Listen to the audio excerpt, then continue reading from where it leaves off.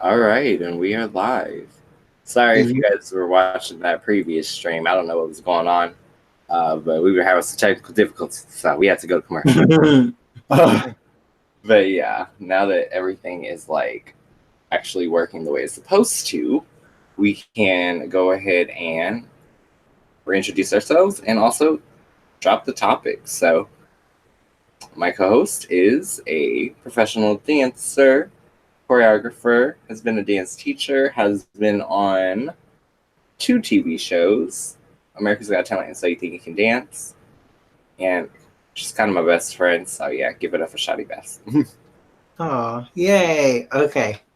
Well, my co host is a makeup artist extraordinaire. It's getting really loud in my house again. Sorry. He's a makeup artist extraordinaire. He is a guru. He does tarot readings. He studied apparel design. He owned his own business. So he's run like a company and he's done so many things. He's multifaceted and his name is Azrael Vicious. And he's also my best friend. So, Boom. Okay. yes. Twitter's gonna go ablaze. I'm just like, I don't know why I Oh did my god. Which that. Twitter? Like which version of Twitter? um, There's many different versions. yes, there are different shades of Twitter. Yes. I ain't gonna say nothing. I ain't gonna say nothing. But today's topic essentially is gonna be about self worth. So we're just gonna like drop a couple prompts, answer the questions, then we're gonna dip into like a mental health check-in and just talk about life. So Yeah. essentially the first question, and I'm gonna throw it to Shadi to answer first. How do you determine your own self-worth? Okay, well, what I was saying earlier was that my self worth isn't determined by outside influences or outside feelings or anyone telling me who I am or who I'm supposed to be. My self worth comes from within, and it's almost like an intuition or just a feeling of you knowing who you are and knowing your truth and just being yourself. So, my self worth and my just inner peace is measured by just my happiness and if I'm taking care of me and if I'm taking mental health days and just relaxing and taking time to reflect and think about my life. And yeah, it just comes from me. I feel like no one else can tell me who I am or try to change me or make me a different person. And I wouldn't want them to. So yeah, I just believe it comes from within and it's almost like an intuition. Wow. Yeah, I'm a little bit more fragmented. There's like how I feel my self-worth and then like the big picture of what I think my self-worth is tied to. Yeah. So I feel like everyone here has meditated before. If you haven't tried, it's amazing. You can't hear no thoughts.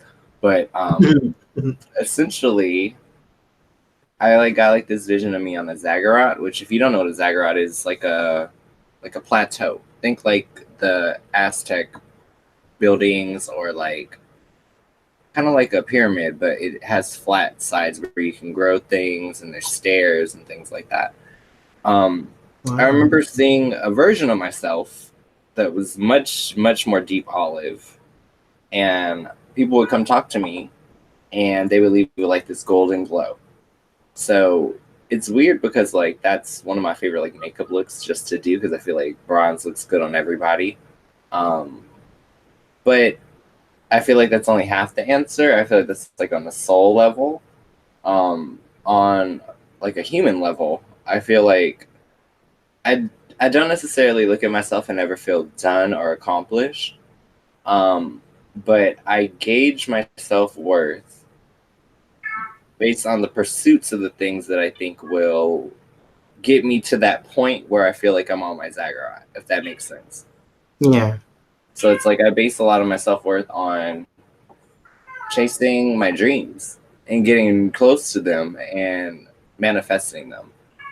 And like I feel like when I get to do things like this, or I get to produce makeup videos or do tarot or just anything that's like a pure reflection of something I would be doing anyway, but I'm sharing that and being able to like extend the skill set to people who might actually find it practical, even though to me it's not that like, I don't know. I feel like, you know what you know, but you don't know how important it is until you get to having conversations with others.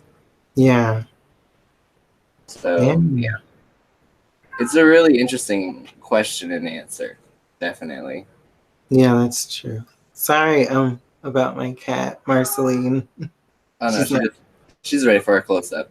She's not happy in the hallway, so she's like freaking out. But yeah, So I totally agree with you. I feel like in terms of self-worth, have you ever been inside a situation where like there was a reputation that preceded you that wasn't accurate? Yeah, all the time. Like people would just be like, "Oh, you're fake," or "Oh, you're stuck up," or "Oh, you're too proper." It was just like always these things. Like people always thought I was better than them, but like they'd be like, "Oh, you think because your last name is Best, like that you are better than everybody, and you're fake, and you're this," and it just wasn't fair because they didn't get a chance to like actually know me. And if you know me, you know I'm not like that. I'm really nice and I'm really humble and very like I've accomplished a lot, but I don't even really talk about it or broadcast it to people. So I just don't understand where that really came from. And I don't think it was fair that I was labeled like fake and like I wasn't real. It's kind of weird, but Yeah, I can definitely relate to like having a reputation that is not accurate. Like a thorn in my side my entire life has been people making assumptions based on what they see. So it's like when I didn't care about my appearance, it's like I got teased about being gay and awkward. When I cared about my appearance, I was treated as if I thought I was better than everybody. And like you would think that stops in middle school, but it really doesn't. Even as an adult, like I still go through so much. Like literally, like I briefly talk about some of it inside my mental health video, but essentially like me coming back to YouTube, the big itch, the big thing that like drove me here was being told by people who I didn't honestly give a fuck about, telling me, "Oh yeah, you're never gonna be able to get to where you want to get because of your attitude, or the way that you see things is not right, or the way that you chase after what you want, no." Or like it's to the point where like, I mean, I work in cosmetics. I am typically the only guy, and I'm a triple minority in that sense because I'm the only guy, I'm of color, and I'm gay. So people want to call me girl, and it's like, I'm not your girl. Don't call me girl. I'm not your girl. Beyond that, it's like people just assume that because I look young, that I am young, so you can play me. And it's like, no, you can't. You really cannot. And literally, like I had to get back on YouTube to hear my voice again because all I could hear was them. And I was losing myself. Like, and the thing is, like, I know what's healthy communication and what's not. When you can't like identify or hear your own voice or hear or see the good things about yourself because so many people are clicked up and trying so hard to like bury you professionally, it does something to you. Like a part of me was dead for a long time. And now I can log on and I can say what the hell I want. And if you don't like it, you can get the fuck off my channel, okay? Oh my God. And like that's just how I feel. Like, and that's not drama or beef or anything to do with the people who support me. If you support me, I support you and I love you very much. But if you don't support me, why the hell are you watching me?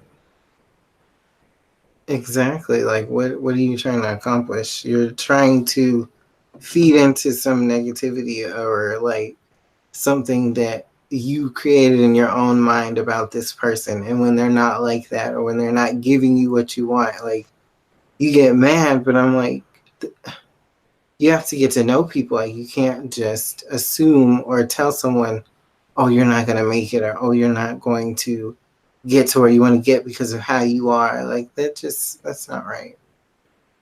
Yeah. I mean, reputation can really be annoying to deal with because reputation has nothing to do with you. It has to do with the people who interact with you.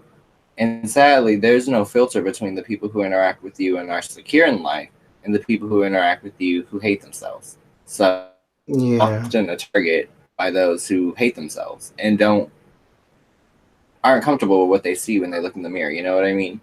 Yeah. So that's just like my personal thorn in my side. Like I always feel like there's always somebody coming for me, always somebody like just not coming correct. And it's like if the shoe were on the other foot and I treated them that way, there would be like such an issue. But it's like Yeah. just because I'm not in management, like or not someone who runs stuff. I've had experiences in the past where it just wasn't nice, and it just honestly was really disheartening as somebody who literally like I'm like I don't see a lot of people who actually look like me. I don't see a lot of minorities, and the minorities who I do see, it's like if I see them, we're opposite sides of the day. Like when I clock in, they're clocking out, and then the people who are there all the time, they don't even see any of my struggles as a person of color. It's like they act like Becky. So you know what I mean? Mm-hmm. So it's like a lot of times, like especially in professional settings, I just really feel like I'm better off being an entrepreneur and better off doing my own thing anyway because I don't even fit into a corporation. I never really have. Like I come from an entrepreneurial family. So I feel Yeah. like a lot of people don't understand somebody who goes out there and gets it on their own. And it's just unfortunate that like you feel like you can't be a part of like the corporate world or like a 9 to 5 job because you just don't feel, because I felt this way. It's just you don't feel like you're wanted there. Not at And all. it's like not in the slightest bit. Like they don't make you feel wanted or like that you're a part of the team. It's just, oh, you're here and you're someone we can pick on. And it's just because they're intimidated. Like it's not like a hatred, or it's like a I have to try to make you feel smaller than you feel or I think you feel because your personality is so big and like you radiate like energy that people aren't like ready for sometimes. And I mean, I can say this because I know you, and it's just not fair that people don't like take that and be like, wow, I want to get to know this person. Because that's what happened to me. When I first saw you guys on Twitter or wherever I saw you, I was like, this person is so cool. What are they doing? Like, I want to be a part of this.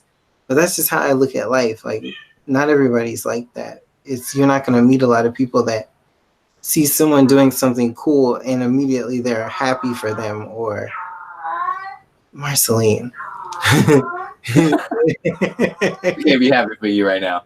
She's not happy for me. Like, come on, Marceline.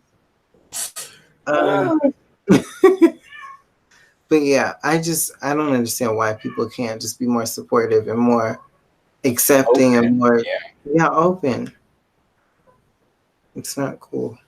Yeah. I feel like the next question is going to be more so about like, have you ever come in contact with somebody on a romantic sense that's ever wanted you to change or wanted to remold you?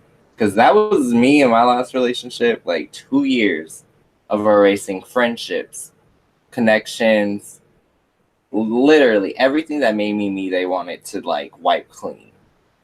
Like they We wanted, didn't even stay friends, if I remember correctly. We didn't even stay friends through that. yeah, like they had a problem with every single person in my life that was like supportive of me solely. Yeah. And so I will say that of all things was the biggest distraction to self-worth I've ever had. I literally stopped doing everything that felt like me. Like, which I was about to sign up for community college again. You know, I hate books. You know, I hate to read anything unless it's literally tangible to what I'm trying to figure out. Yeah. Like, I'm a very practical learner. Like, that's just what it is. And like I was getting ready to go to school to be a teacher just because that's what my significant other wanted for me. And it was because they didn't believe inside my makeup dreams. They didn't believe inside any of my skill sets. And they told me I would never make it back to YouTube. So I internalized that for years. Like it took me 2 years to wipe that clean. Yeah, I mean, that's not cool. Like he should have. I'm not even gonna get into it, but I mean, I'm just happy that he didn't believe because child, had he believed and like manipulate the situation, I would have blew up, and then he would have married me. I would have lost half, and then he would have went and ran off with Scallywag. Like, so like at the end of the day, like let's get off my back. I'm where I'm supposed to be. Are you? That's what I'm saying. Like everything happens for a reason, and I'm just saying the new reasons. It's like Earth, Wind, and Fire. Have you heard that Reason song? I'm not gonna sing my voice. I can't do it right now.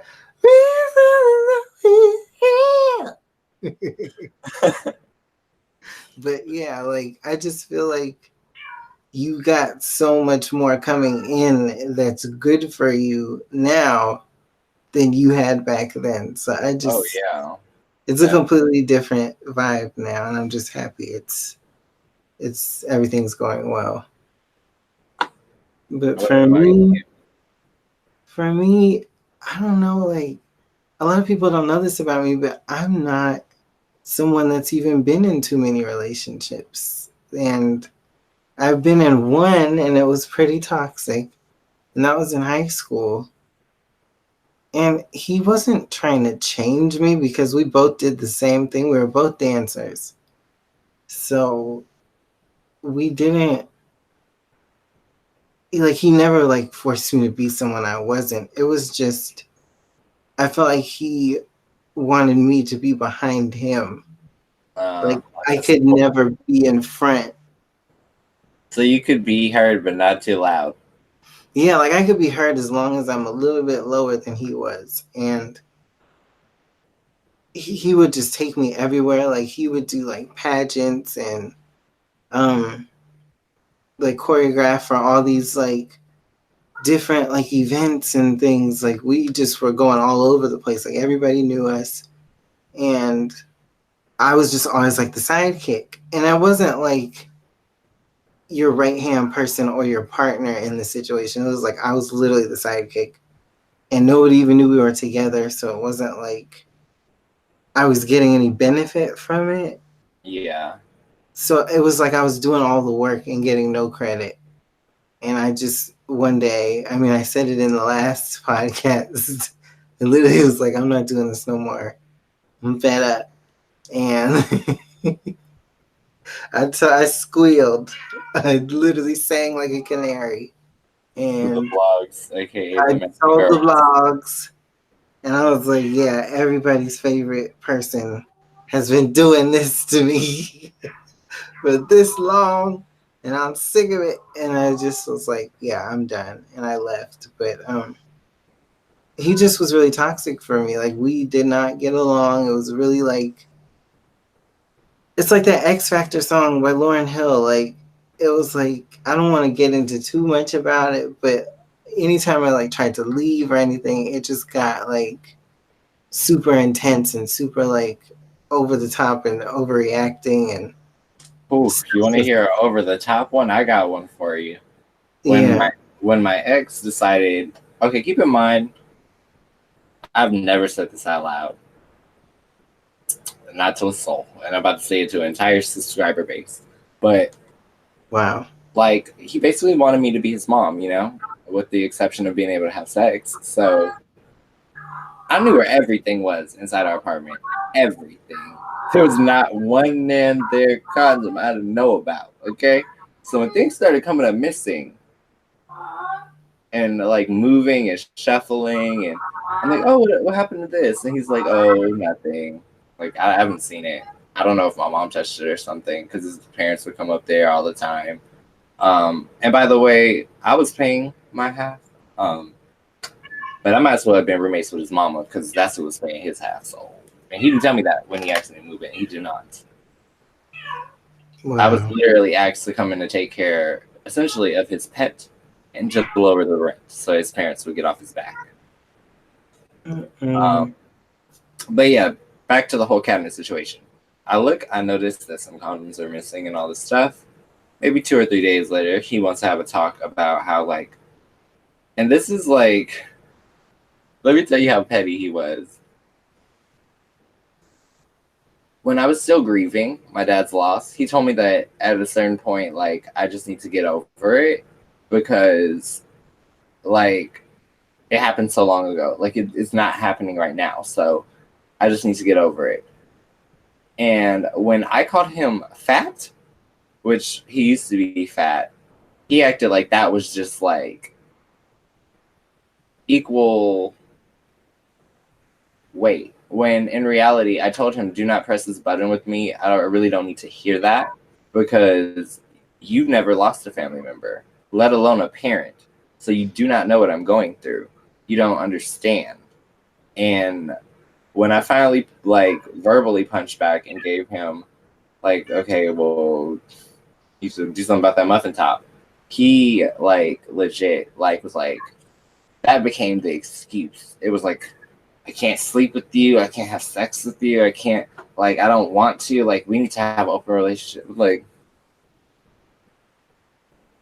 Like, he would have got knocked the fuck out if he ever said that to me. keep in mind my dad died on Halloween and he literally sprung this on me like the 10th of October and basically said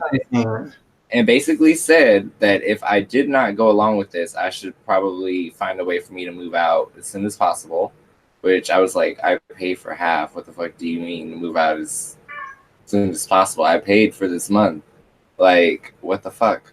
And yeah, we didn't even make it another 10 days. By the end of that 10 days, I was trying to leave. He wouldn't let me leave. When I called the police to leave, he started attacking me. I defended myself and I got arrested. Even though I was the person who was bleeding. And like literally open gashes, the whole nine. Like, and he was a firearm owner of 2. He even sent like pictures with guns to people who like wanted to hook up with me when we were inside our open relationship that he strong armed me into. So it's like I remember telling him like, yeah, I'm leaving. Like I'm done. Like I can't do this. I want to say it was probably like the 17th because it was 2 or 3 days before it all hit the fan. And when I tell you, when you deal with a narcissist, there's this really weird thing that happens when you finally like hit them at the core emotionally, where like you see the real child behind them, and he like ran to the bed, balled up like fetal position, and cried about the fact that I was leaving him. I can't make that face. I hope they didn't catch that. But like, is that not the biggest crock of shit ever? It's like you don't want me. You just want to make sure that nobody else does. Like you want to literally drag me through the dirt, ruin relationships, like.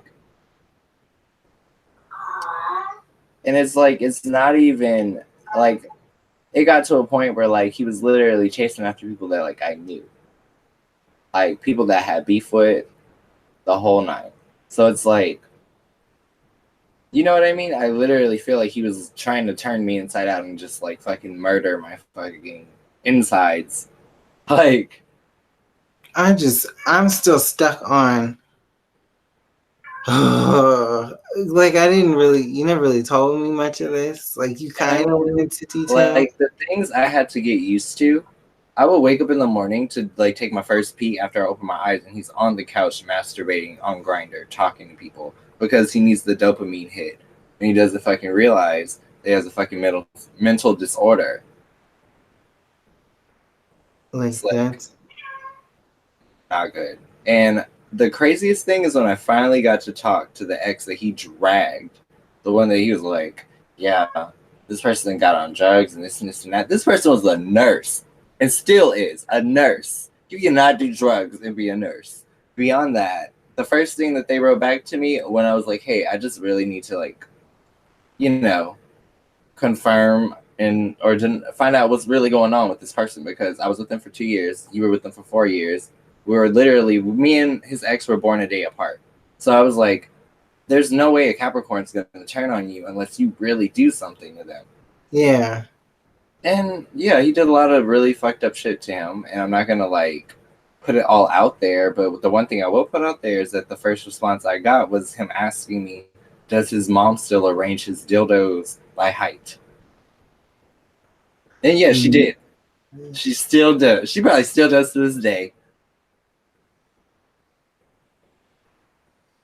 Yeah, I have no words. Okay, I have to keep it together because we're on. I feel like no one understands the depth. Like, imagine having that person put hands on you at the end of all of that.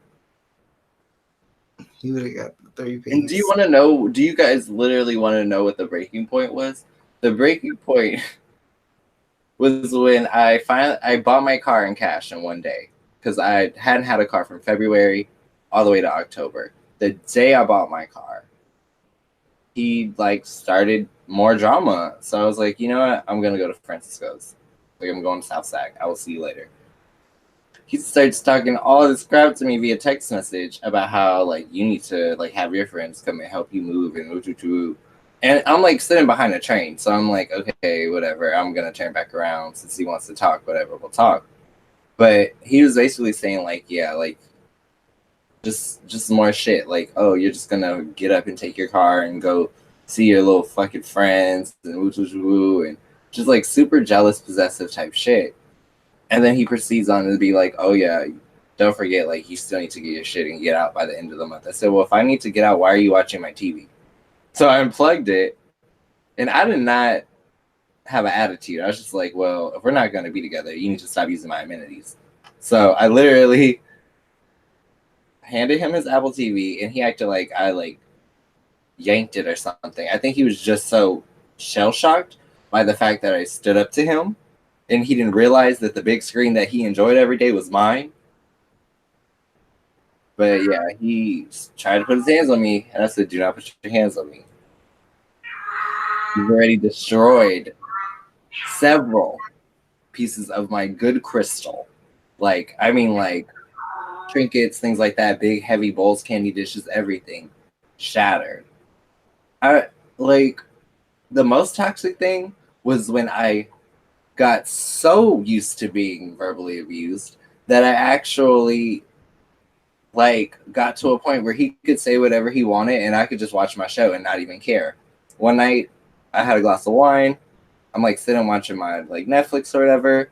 He's talking shit, standing over me, all angry. I'm just literally not giving him any reaction. He takes the bottle of the wine in which I have a glass of and pours it over my head.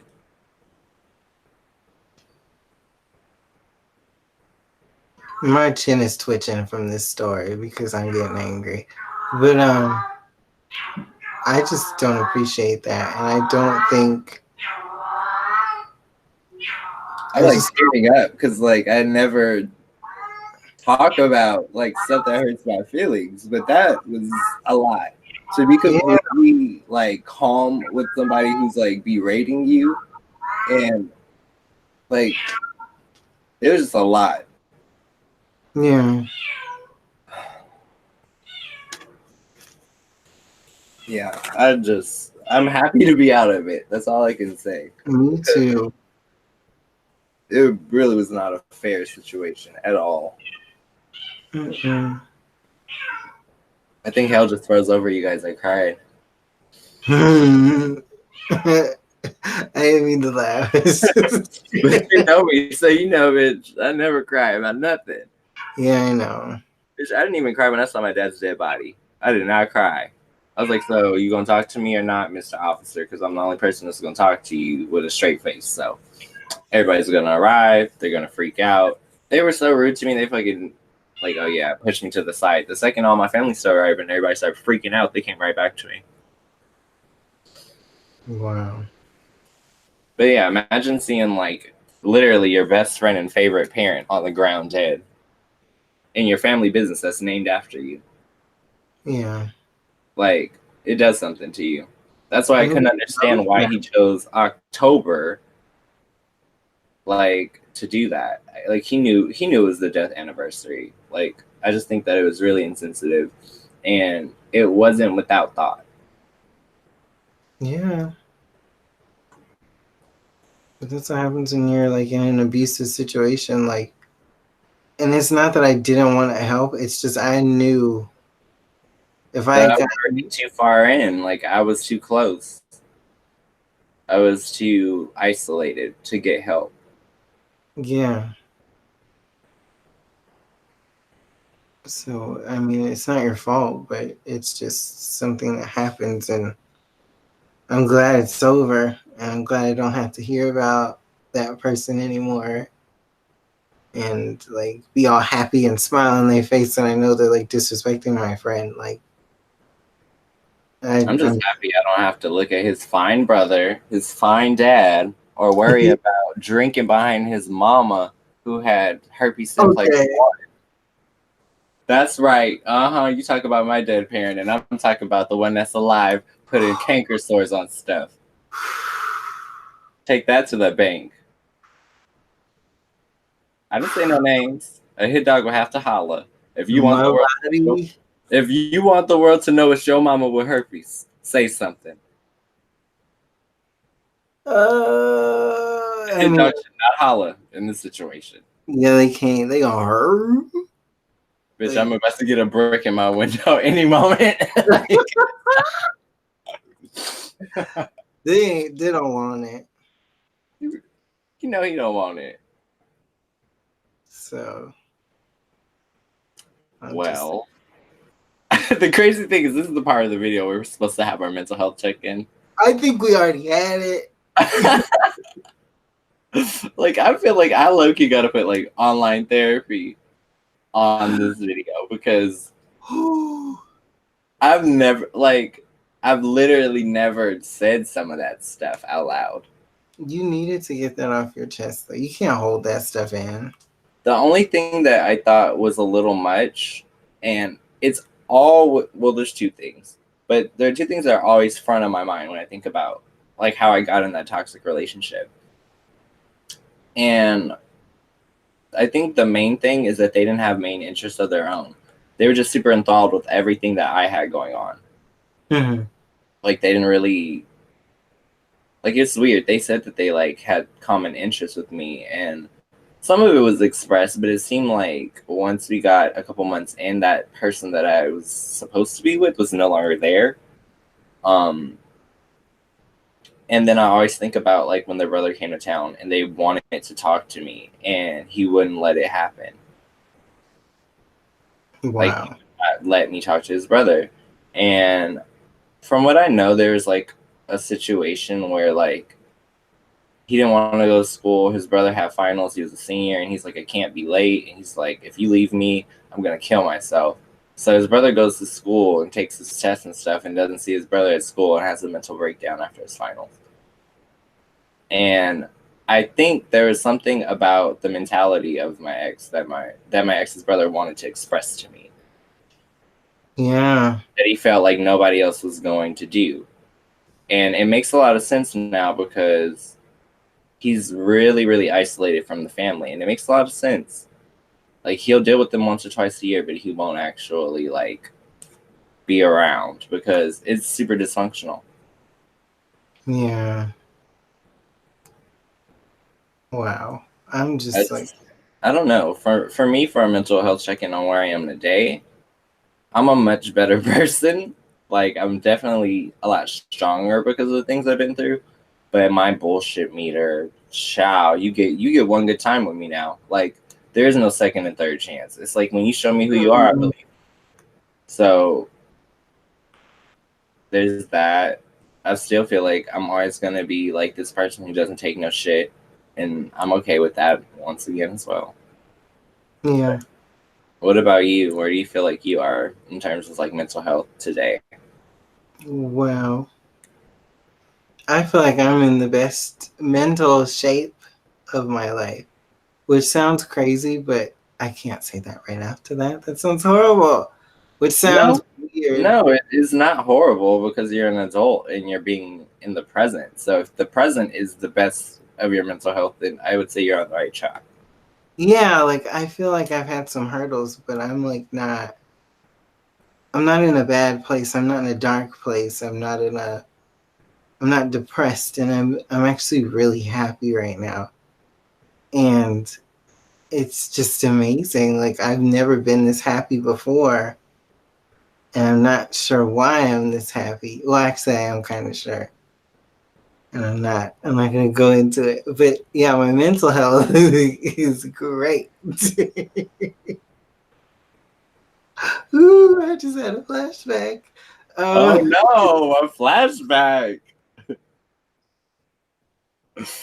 Oh, anyway, my mental health is it's on fleek. it's on fleek right now.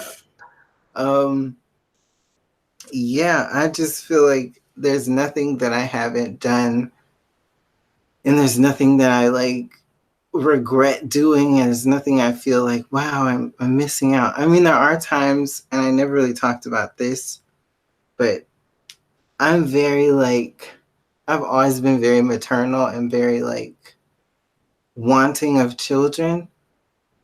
And one thing that always bothers me is when I transitioned, I didn't think about the fact that I would not be able to have children after that. Like it did not dawn on me until after, and I got super depressed about that. And a lot of people don't know that about me.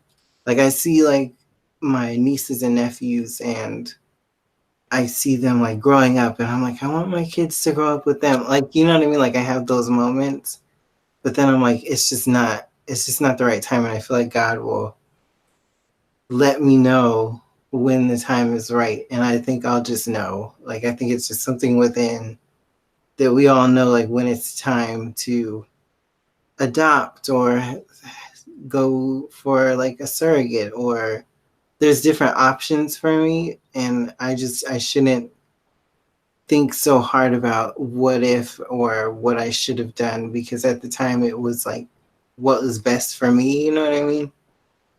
So, yeah, that's one thing that used to bother me that I really got over. And I mean, you know, you never get over it, but it gets easier, I guess I should say.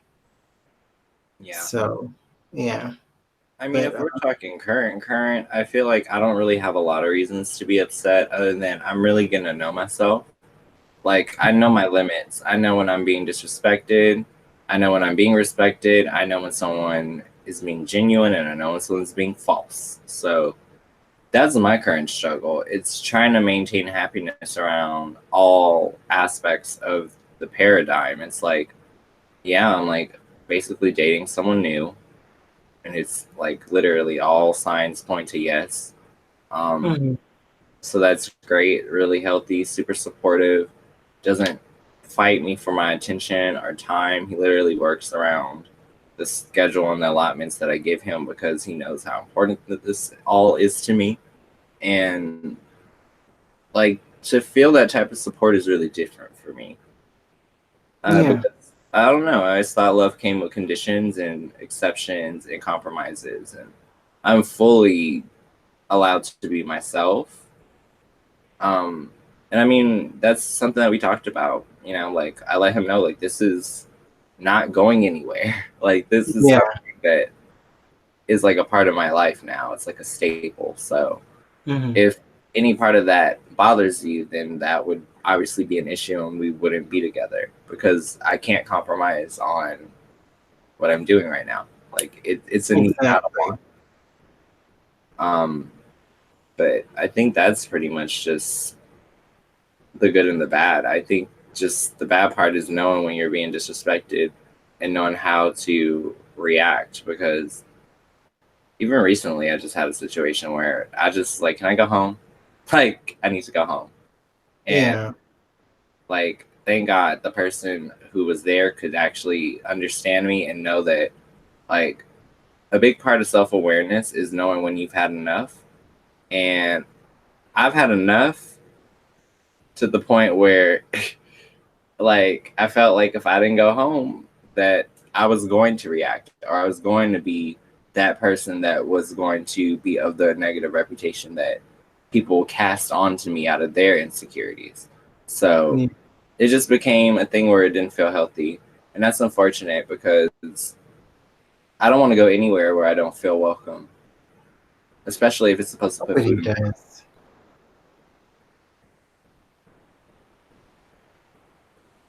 I don't know.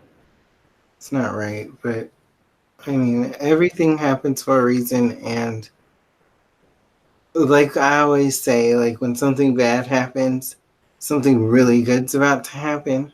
Or I just feel like there's always like a balance in the universe. Like there's like not like there's always something for something, I guess you could say.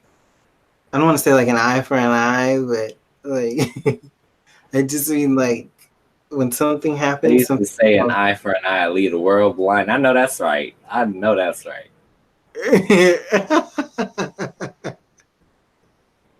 But yeah, like every time it never fails, something bad will happen. And it'll just be like the next day, like, oh my God, this is what it was for. Like that's just what always happens to me. So I always tell people I'm a little superstitious. So I'm like, oh, these bad things happen. That means something really amazing's about to happen. And I've always just stuck to that. So I'm always positive in the midst of like chaos. Woo! In the midst of chaos, it's fight or flight, and I really don't want to do either or because it's somebody who's been through abuse. Those are your two options. There's no talking. Yeah. There's a reaction, or there's a retreat. And I think people need to start being a lot more aware of the fact that people who have been literally I had like cuts and gashes, and I have the photos which I'm like so embarrassed about, but they exist for documentation. Mm-hmm. You know what? I kind of want to spill a little bit of my own tea because I feel like I did something to make sure I never go back, and I never told anyone. I didn't even tell you. But the way I knew that I wouldn't go back is because I made this like Reddit post completely exposing everything I went through the span of the relationship. And it's under my screen name because I want to document it. And I wanted it to be something that where it's not necessarily like, yes, it's open to the public, but no one's looking. You know what I mean? Yeah, like no one knows it's there. So But all in all, it was really important for me personally to get a tangible representation of what I just wasted time doing. yeah. And I kind of want to read it, and I haven't read it in a long time, so I don't even remember what it says. I just know it was a culmination of the entire situation and where I was at like the lowest part. Yeah. And the saddest thing about like when you deal with narcissists, because they love bomb you and then they neglect you, you always run the risk of feeling Stockholmed, which is like similar to slave Stockholm syndrome. It's like they're not good for you, but you go back because that's You don't know any better. so yeah. Like looking through my profile right now. So yeah, so I wrote this 2 years ago. It's a little long, but I think this could be what we could do to actually close it out. Okay. All right, so the title of it is I'm Finally Free of My Narcissistic Abuser.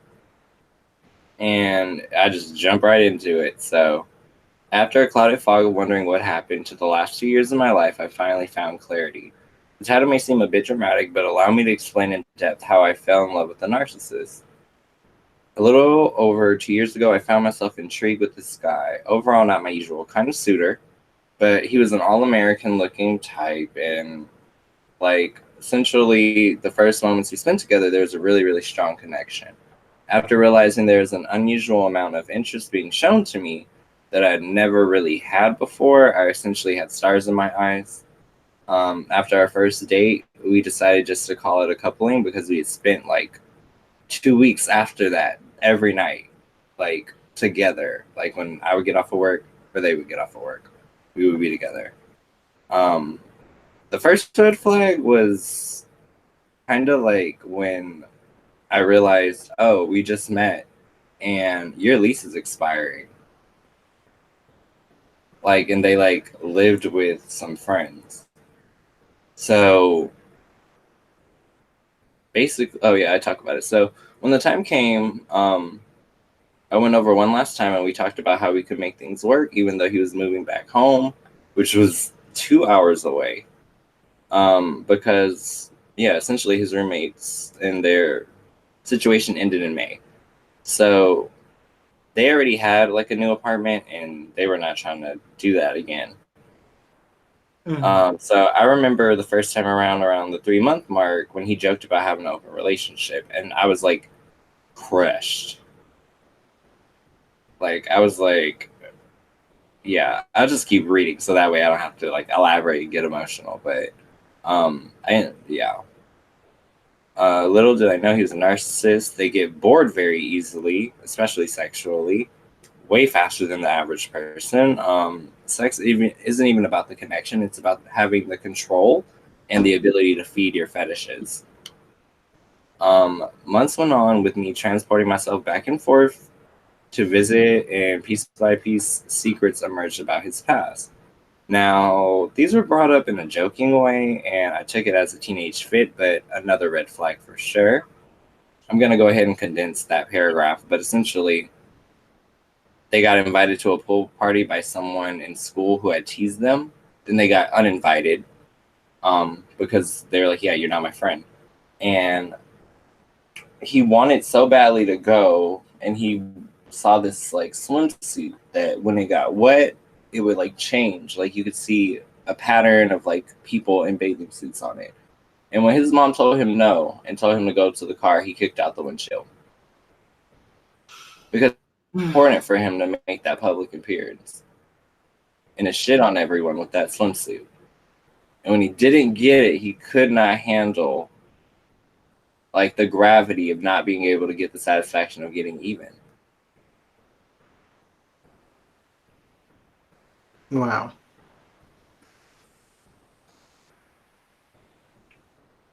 I'm just like, yeah, oh, sorry.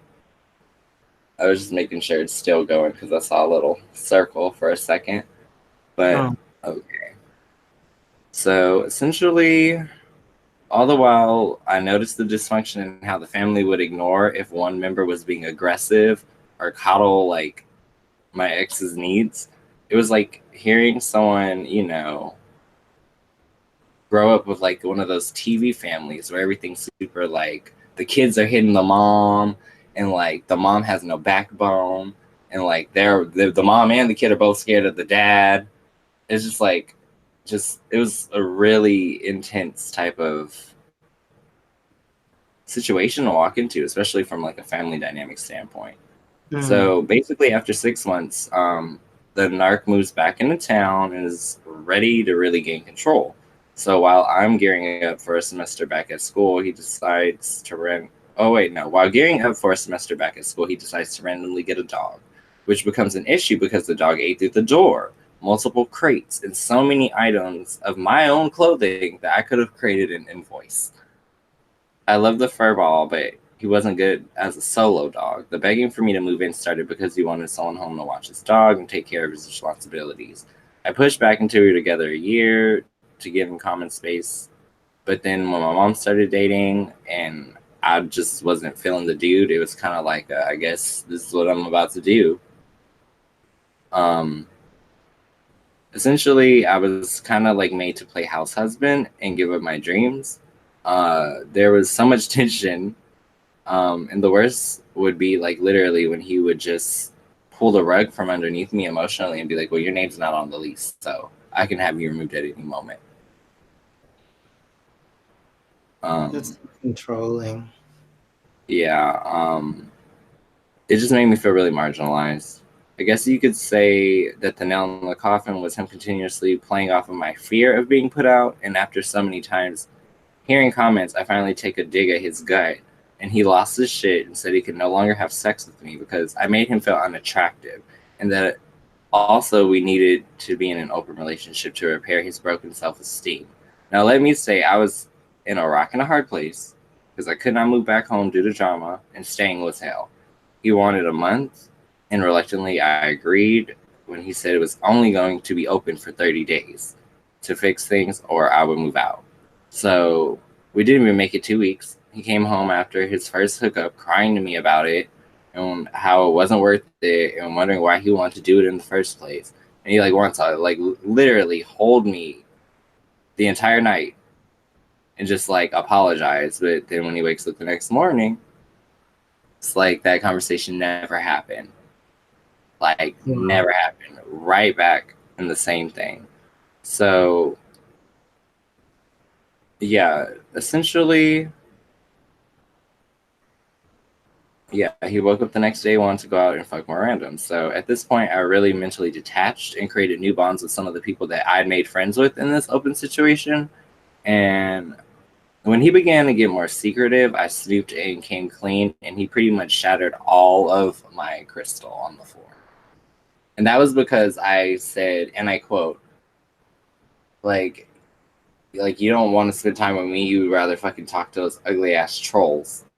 Because he would only talk to kids that were like acne-ridden 18, 19-year-olds who he could totally manipulate. Where when he ran to the bathroom with my phone, he literally, one, he was upset with me because I told someone that his attitude was bigger than his dick. And and yeah. And then he was also like, and everybody who talks to you doesn't talk to me. And I was just like, it's because we're two different body types. You're the one that wanted to get out in these streets. I can't. So building on the fact that I had new bonds being built, when I found myself dealing with him ruining my possessions, he didn't like that being shared with my friends. He also had an issue with me saying his tantrums were bigger than his penis to someone who had obviously been interested in me. After that was said, he poured wine over my head. The final straw was the day I brought my car home after being about 8 months and not being able to afford gas to see friends or anything because I was driving the H2, which is like literally $10 to get down the street.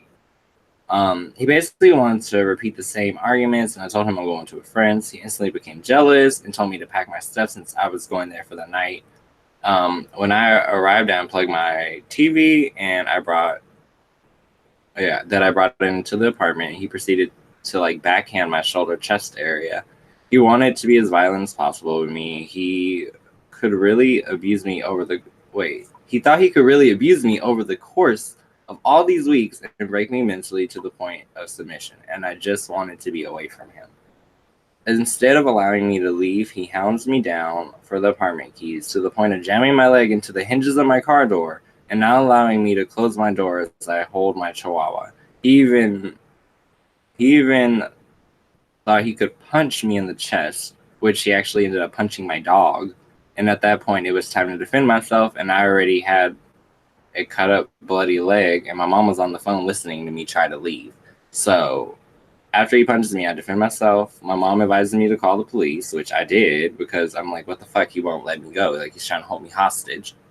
And yeah, instead of that, they literally labeled me the aggressor and arrested me. And I'm like, how am I the aggressor? I'm covered in all kinds of cuts. He owns firearms. I have photos of destroyed property and all this past history that they literally looked me in my face and said, none of that matters. We know it don't matter to them. That's all I gotta say. Black lives. Mm-hmm. And I said that. I literally said, really? I have to go to jail. I was like, Black Lives Matter. He's like, it's not about that. I'm like, that's what it's about. Because clearly, I'm bleeding on myself. He is fine. All of his life force is encapsulated within his skin, where mine is seeping out of me. It's just like, yeah. After weeks of space, oh wait, no, I like scrolled up on accident. Okay, so yeah, basically 12 hours later, I'm released and back at the apartment to get the rest of my items out of the apartment, and charges were dropped due to lack of evidence. Plus, I was the battered one. Beyond that, after weeks of space, we ended up back on play terms, and somehow I got Stockholmed into coming back, and I was quickly awakened when I noticed that he was playing games and choosing to make arguments bigger than what they were. After ignoring me and always accusing me of being on Grindr, I decided I'd log on before my work shift, but he was already online. So it's funny because we always had this conversation about, like, if you catch your partner on Grindr, who's really guilty? Because you both don't need to be on there. Yeah. And the thing was, I was getting ready for work. I was literally snooping, and he never, ever shows up to my house unannounced. He was like banging on my door and all this shit, and I'm like getting ready for work. But yeah, essentially, yeah, he came in the house kicking and attempting to destroy my shit on my mom's property. Like, he never liked when I didn't adhere to his double standards, and he thought he could talk trash to my mom, but she quickly checked him at the door and showed him it. So to all my survivors of narcissistic abuse, don't look back, because at some point you might remember the moments were okay, but never forget how low and how far a narcissist will drag you just to protect their own image. They are also surrounded by, for the most part, people who condone their behavior, so it's an endless cycle. I've never thought of putting myself out there like this, but a big part of me knows that I'll never return to my abuser if I speak out. Yeah. I get that. And it was so therapeutic. Like, so many people had so much advice for me. Like, and it wasn't like feel better. It was like, in detail, I can relate. I feel what you're going through, and you're going to be okay. And that was my turning point of, like, I'm going to find myself again. And it took me a while, but that almost broke me. I mean, that would do the worst to anybody. Like, that's like, you came out of it a lot better than most people do. Like, usually it gets worse and worse, and so I'm just grateful that you got out of that when you did, because I mean, a lot of people don't never get out. that's what I'm saying. Like, there's so many cases where you just hear about them on the news and you don't know what happened, and there's always like, oh, there was a struggle, and it's not a struggle. It's literally abuse, and people try to act like it's not what it is, and they try to look away from it, and they try to. And like, no one would help me. Like, I tried to reach out to his friends because I thought that the behavior was like something new, and they literally came over a couple days later and like, yeah, we don't know why you sent that to us. Because I was scared that if I didn't show people what was happening and I came up dead, there would be no record. That's why. What do you mean you don't know why? That's what I'm saying. And that's the same friends who, like, he would talk about you and Kim and everybody and be like, your friends aren't collegiate. I mean, they're not necessarily like the smartest people in the world. I said, well, your friends don't shave their legs and they're not beauty queens either. Excuse me, honey, I can learn whatever the hell I want to learn. Like, I've been taught things. I was a GATE student. I was skipping grades, honey. Like, don't try to act like I don't know nothing about Oh, that. you ain't got to defend yourself to nobody who lets their dad do their homework in college. That's what I'm saying. My father's been to more colleges than you will ever see in your entire life. Don't try to comfort me or my family or my friends like that. Like, y'all fuck. Woo. I'm just saying, like, yeah, you would have never said that to my face. You would have got 1 foot to the mouth. It's to the knee. That's how we do it out here. Herb, I come stop. from a family of soccer players and athletes, and we were the first family on our island to be driving cars. So don't play with me. Yeah, I mean, publicly, my relationship went from like really sweet in public to me just not posting about it at all. And I feel like that was just like when I was really suffering. So it's just weird. I didn't have a way out. I didn't have a way to talk about it. I didn't have anybody who would sympathize with me because at the end of the day, I mean, domestic violence is definitely something people take seriously, but they take it a lot seriously when you're a black man. Like, it's a lot less serious to them. Like, Yeah. you let, okay. It's like, no, it wasn't like a back and forth type situation. I was literally, Attacked. yeah. And he I'm knew just better happy to do that, that while we were talking because I would have been down there. My whole family would have been down there. yeah, I didn't say anything. I was so embarrassed. I knew my friends couldn't save me. Like, yeah, I didn't really know what I was going to do or what my plan was. My plan was to survive to the next day, which is not healthy. Yeah. But I understand. Like when you're in it, it's different. Yeah. I'm just happy to be like in a different place. I mean, I'm not exactly to the destination I want to be, but I'm a lot closer away from his ass. Yeah, you way closer. You way closer now. Like I will say the runes did not lie.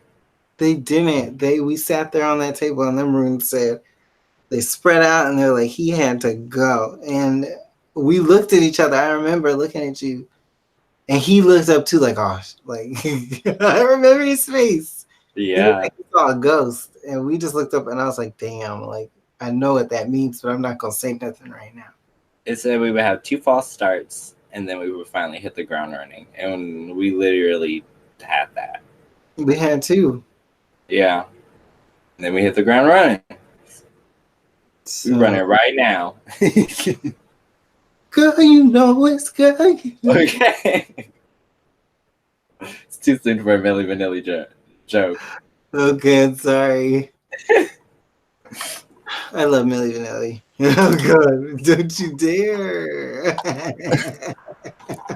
I just had to do it back because he did it in the last video. Oh my God. Me But yeah, I and feel like, Milli and Vanilli go way back. yeah. I just feel like being able to talk about this stuff openly and like go through my Reddit and talk about it and read it and like it gives me a lot of understanding about Yeah. myself. Like that's why I'm so damn tough. Like like No mess. yeah, like that's where the zero tolerance rule comes from. It's like we see each other. Yeah, you don't play that. I'm from the old school. Even with me, like I feel like even when I start dating somebody, you are like having the same like feeling of like I gotta make sure this person's okay, like, and they're not doing something that they don't need to be doing, like. So I just think that comes from experience, and you just don't want anyone to go through what you went through.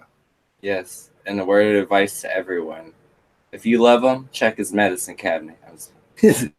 Because mine used to have his sister's Adderall. Okay. That's why I tell you check that medicine cabinet because you never know who's a tweaker on the low. Whew. Just because your sister get a prescription for it, don't mean it's yours. That's illegal. Show is, and his mama mailed it through the damn mail, like the post. You are spilling tea right now. It is piping hot. I'm sweating. When he popped to Addy, he sweat. It's like, I'm just kidding. That's not okay. I finally got to call all of that. Like, bye, beach. Go play in the mud. That felt good. I felt good for you. Yeah.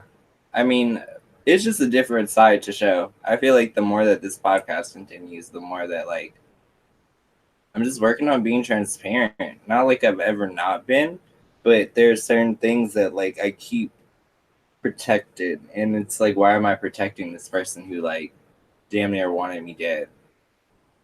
Yeah. It's Stockholm syndrome. That's why. But you don't have to protect them. Like, you don't have to protect anybody but yourself. That's like your only job.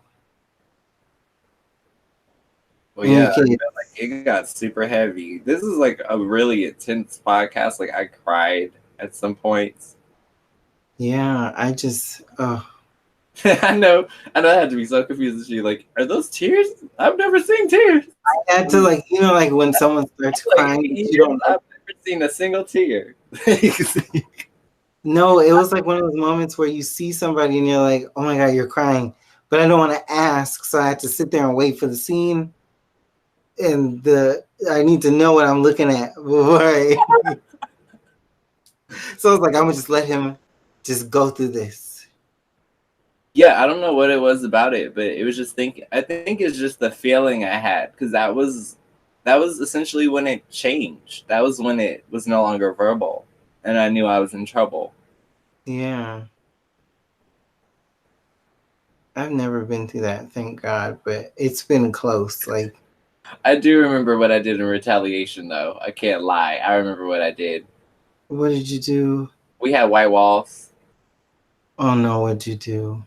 When he let the whole thing go over my head and was talking shit, I was like, you know, that's really fucked up. Then I like painted the wall with wine. My name was on the lease, like he said. You better than me. I mean, I could have threw the glass. I wasn't that gangster. Like, I wasn't old. The person needed to be thrown in that situation, not the glass. And just, and just.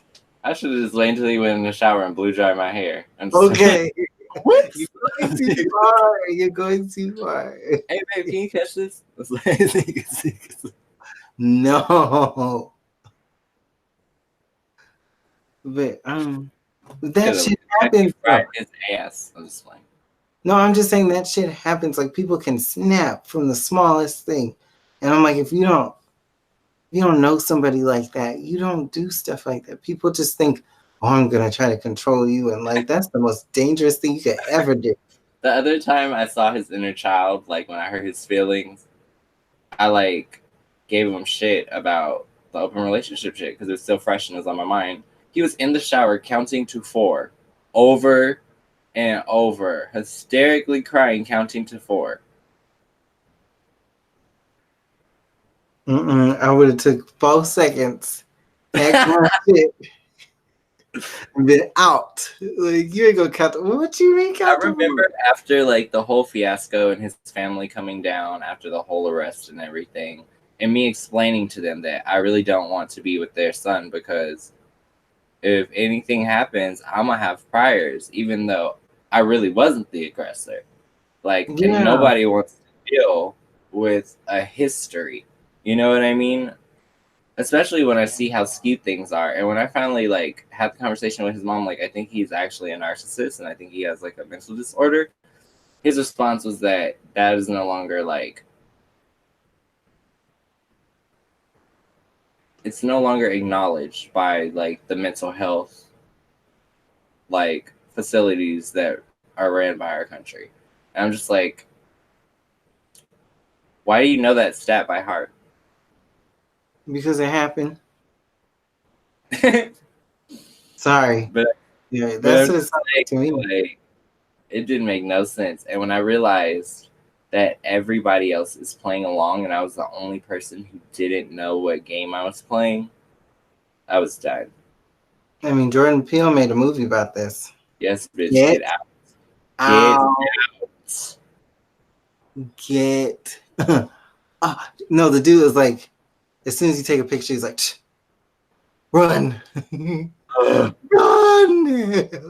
And you know what? Since we're talking about it, I'm gonna really talk about it. Since we're being honest about my last horrible relationship, when I met his mom, she asked me if I had seen The Help in Django Unchained.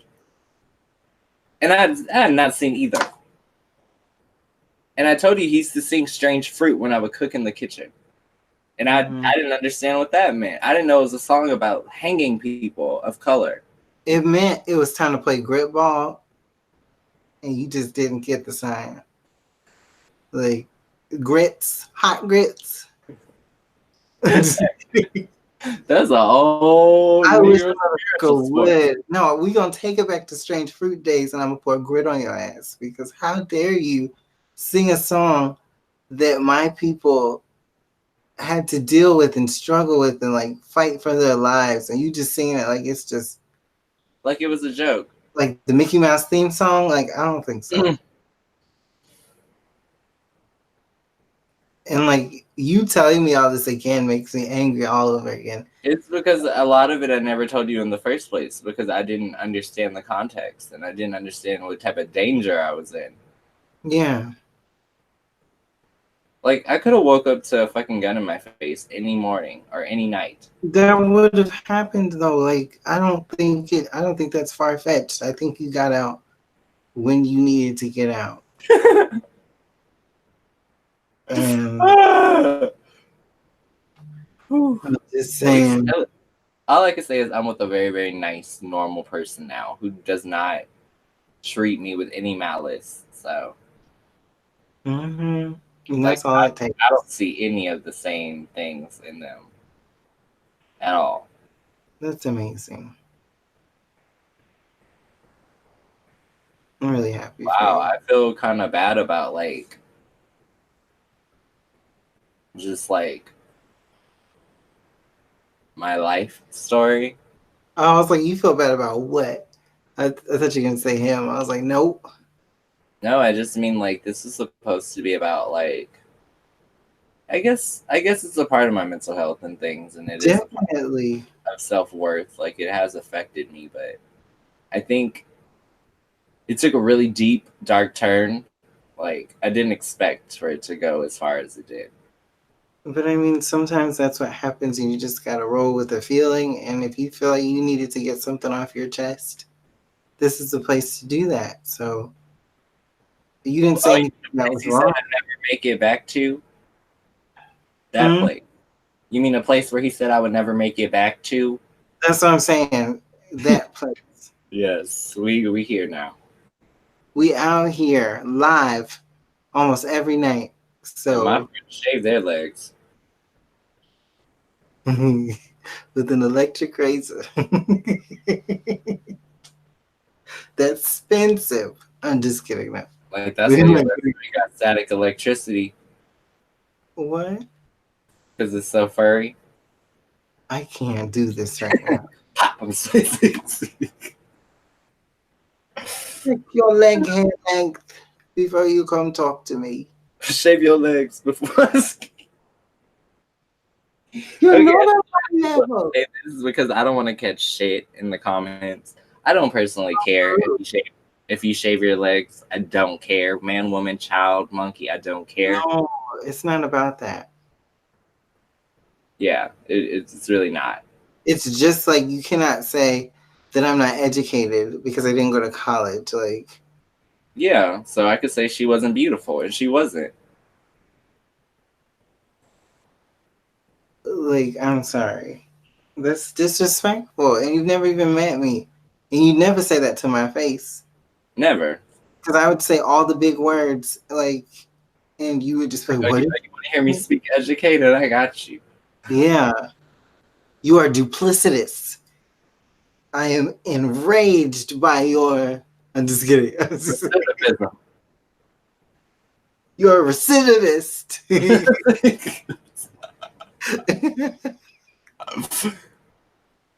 I can't do this anymore. Like, you guys gotta understand though. Like, I didn't even care that he punched or hit me. My breaking part was when he hit my damn little chihuahua. Like, that was when I was like, oh, hell to the no. That was like round one in my mind. Like, that was when I was like, pow, pow to the pow. I hit him so hard, he screamed out loud that I broke his glasses. I just punched him square where, you know, you need to get off of me. Queen Latifah told you where to punch him. Who you calling up? I put you down in his eye. That's it. No, with violence is not okay, but you have to defend yourself and you have to feel protected. And in fight or flight situations, you obviously fight, so people should know That's that. exactly why I say for my mental health, I cannot be in fight or flight situations. I need to get out of the negativity because what I went through will fracture someone. Like most people don't come back from stuff like that like I have. Like, and I mean, you know my entire story. Like you've seen me literally go from like a kid who had the world at their expense, never worried about a drop of gas or where my meals were coming from, to rock bottom, no money. We are splitting $2 that we have and we're doing what we can. Like you've literally seen every version of myself. So it's weird because like I'll always miss and adore the person I was because I didn't know how good I had it. But I Yeah, still prefer who I am now, even though I don't have the resources to necessarily like leave and not have to deal with certain things in my life. yeah. I think everybody like wishes that things were the way they used to be, and it used to be like a lot better for a lot of people. I know with me, like my life wasn't better when I was younger, but I miss like not as much responsibility. Like there's too much responsibility as an adult that I don't feel like I was prepared for. And I'm doing my best to maintain now, but I just remember there was a huge chunk of my 20s and early late teens that I was just like, I don't know what I'm going to do. Like, you know what I mean? I think when you come from a family that like literally works for everything they have, and like they only have a split or like a set amount of this for this month and this for this month, and you don't really get to like enjoy yourself, or you don't have anything set because you don't know when your next meal is coming, you don't know when, you just, everything's uncertain, everything's up in the air. So I just feel like growing up I had to like, I was what do you call it, disenchanted, Mm-hmm. because I was like, wow, I have to be an adult now. Like, there's no more fun time and there's no more, oh, let's party, let's do this. I remember thinking, like, I have to figure out where I'm getting my money from. Because, especially living in LA, like, my parents could barely help me. Like, they would send me like $10 every other day or like throughout the week. But that was all they could do. And $10 is like a pack of gum in Los Angeles. Like, that doesn't mean nothing. And I mean, you saw how I used to make it work out when it was time to pay the rent. I would teach a makeup class. I would literally just make a way out of no way. And I'll never forget, like, okay, I want to say her name starts with a J. I want to say it was like Jelena or something, but I know she lived in like Marina del something. It's like right by Santa Monica. Marina Del Rey. Yes. So I remember she booked me because she wanted me to like come and teach her how to like work through her makeup, and like I was gonna help her organize it all and everything. And she came out the house so snatched.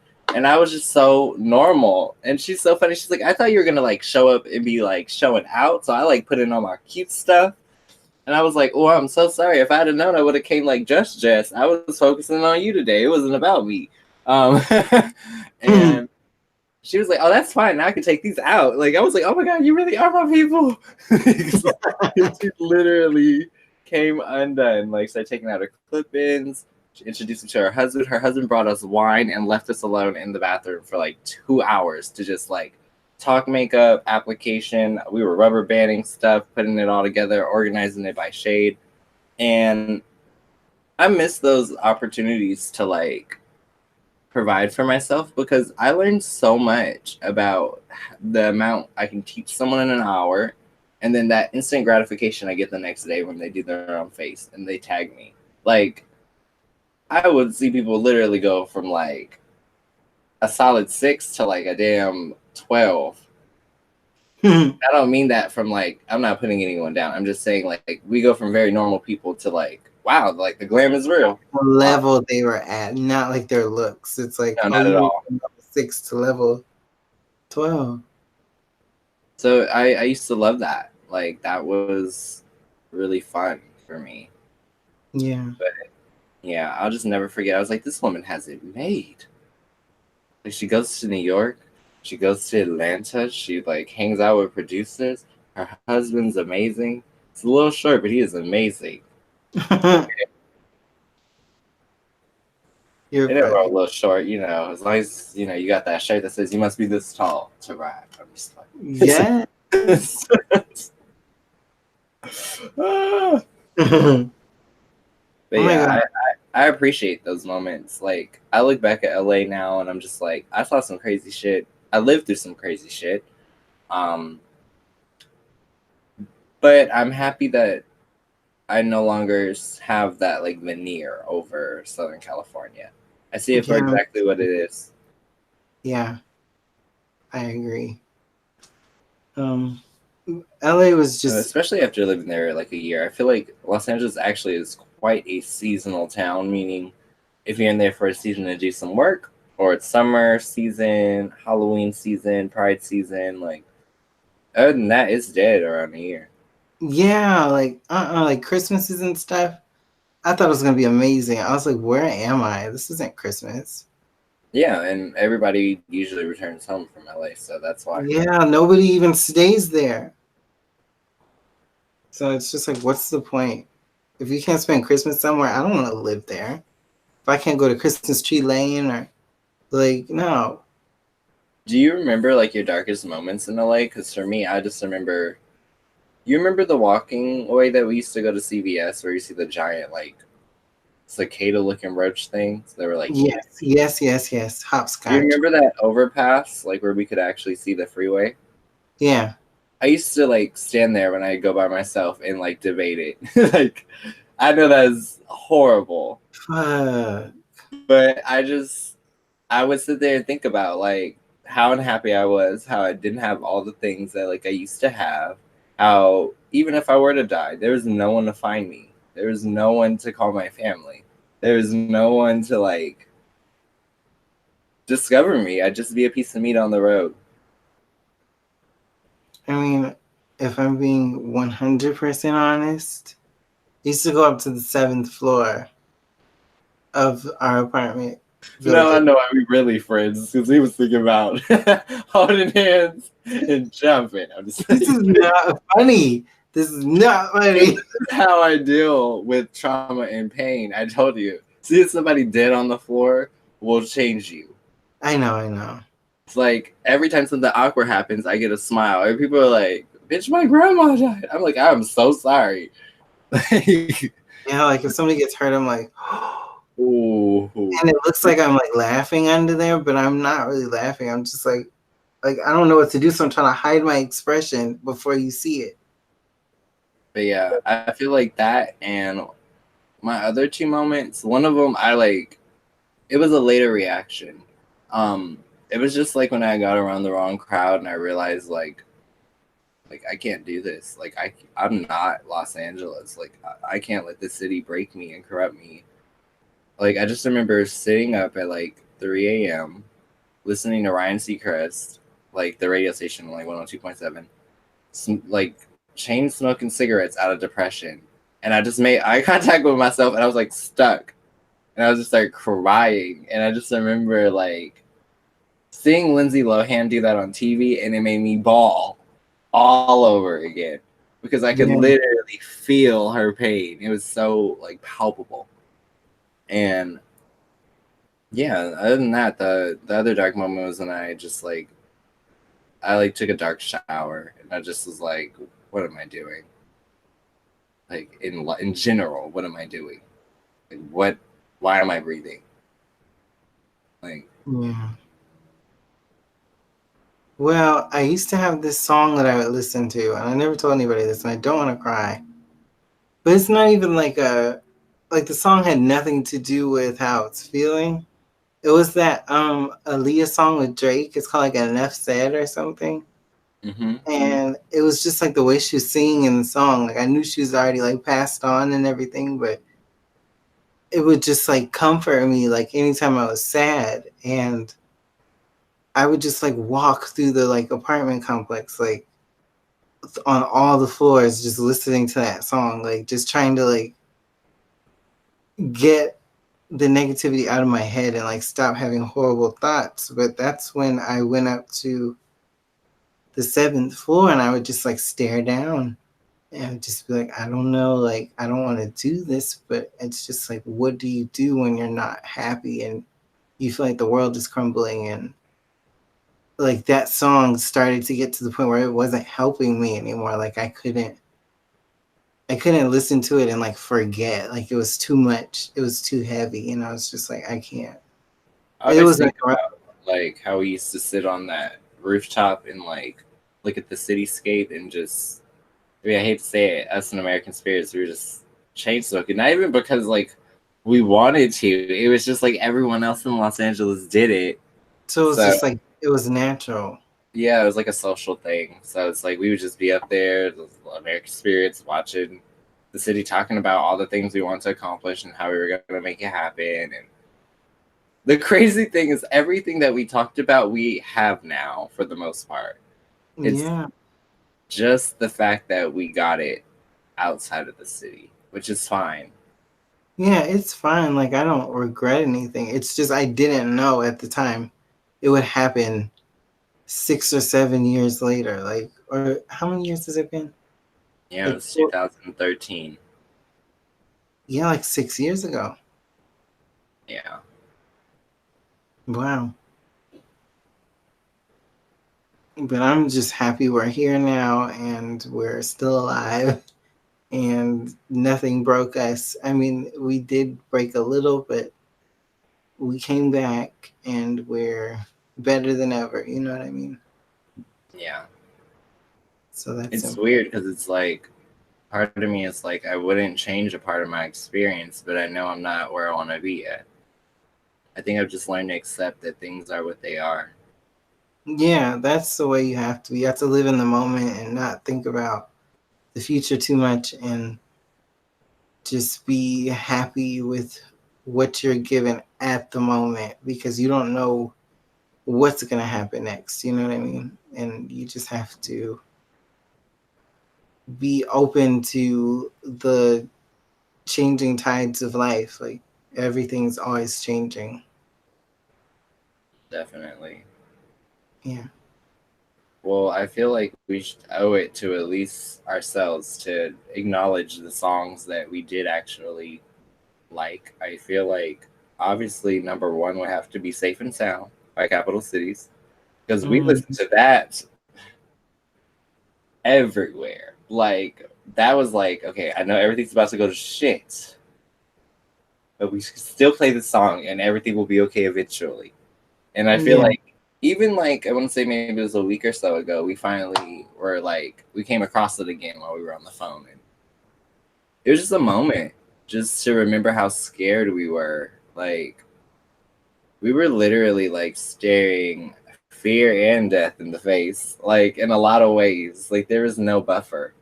It was Yeah. like literally sink or swim.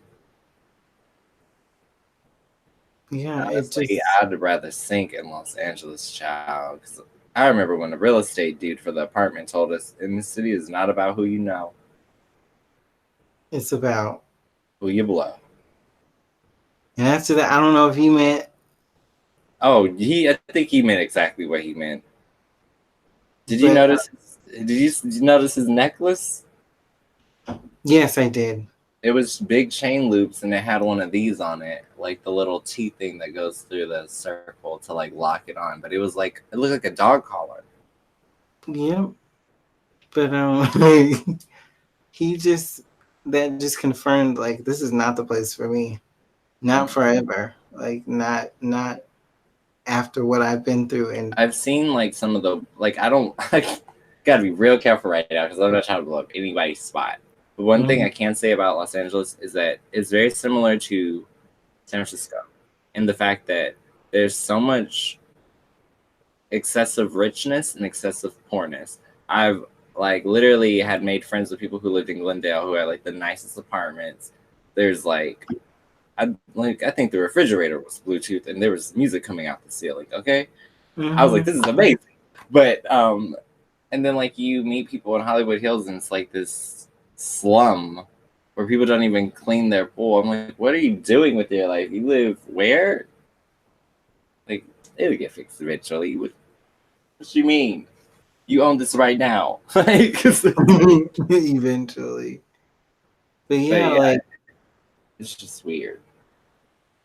You could literally walk from one area of LA and feel like you're really safe to another area where, like, literally that bridge that you were talking about earlier with all the roaches and everything. I was walking across that, and you feel kind of safe before you get to that point, even though things still happen to us. But I remember walking to CVS across that bridge, and this guy rides by on a bike and literally smacks my ass extremely hard, like to the point where I felt it, like it stung. And I was just like, I was so shocked and so angry and so humiliated that I didn't even remember that I could have chased after him. And I didn't really want to. I didn't know if I could, like, fight him. Like, if he's that crazy to just smack me on the butt, he don't even know me. I don't want to know what he gonna do if he sees me, like, trying to get it like that. But it just, like, embarrassed me, and I felt so horrible. And I don't even remember if I went to CVS. I think I just went home. But yeah, I just remember moments like that thinking, like, what am I doing here? Why am I still here? And I felt exactly the same. Like I just remember when we came back to Sacramento for Thanksgiving, and it was like, why are we in Los Angeles? Yeah, that's when I think we made the decision, like, we need to come back. Yeah, I think that literally was like when we were like, yeah, it's not worth all the stress. Yeah. Plus, we had a million freeloaders. We had Ricardo, we had Narisa, we had freaking I don't even know. And then like, what's his name was trying to like remedy the situation, and it just became this giant cluster of just drama. It was I ended crazy. up having to pay for it anyway, so it was just like, Yeah, it's like it was all not worth it. All of that. We might as well just left and just took our L at the beginning. But I mean, everything happens for a reason. So I learned everything. my lesson. Even no sheets. I'm just like,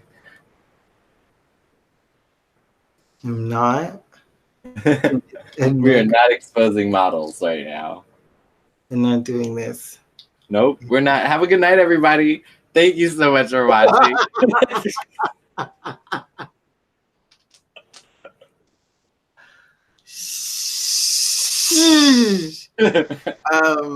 Yeah, like I really enjoyed this podcast though. I feel like it was a really big like caca. Oh yeah. We got a lot off our chest, and I just feel like stay tuned for more things, more podcasts, more videos from Asmo Vicious and myself on both of our channels. You can find me in the Friend Supporting Friends section. So just watch out for that. I'm going to be coming out with videos, and he's always doing tarot readings and all kinds of live streams. So just be prepared for that. Yeah, other than that, you guys make sure you check out other things on the channel. Make sure you visit Shadi's channel. Check out our collaboration that we did for How to Look Like Bae. Because I feel like everyone needs to see that video. And everyone needs to learn the dance. Yes. How to Look Like Bae challenge. Hashtag. Yes, that's what we need to do. But we do have had. Wait, what's the other one? Bust Down While You Blend. Bust Down While You Blend. And there was no one else using that. Like, we made it, so. Yeah. All right, so I guess until the next podcast and the next topic, or until somebody messes up significantly on this platform. Let me tell you, since we started this podcast, I am just waiting for a scandal. I am waiting.